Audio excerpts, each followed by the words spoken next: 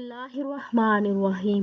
زینب T V کی طرف سے میں آپ لوگوں کے ساتھ ایک بہت ہی پیاری ویڈیو شیئر کرنے جا رہی ہوں کہ انمول خزانہ، یہ دعائے مبارکہ ایک انمول خزانہ ہے۔ لا الہ الا اللہ الملک الحق المبین محمد الرسول اللہ صادق الواحد الامین۔ یہ کلمہ شریف حضور اکرم صلی اللہ علیہ وآلہ وسلم کے روضہ مبارک کی جالیوں پر 24 مرتبہ لکھا ہوا ہے، اور اللہ تعالیٰ نے اس کلمہ شریف میں حضور اکرم صلی اللہ علیہ وآلہ وسلم کی تمام تعریفیں یکجا کر دی ہیں۔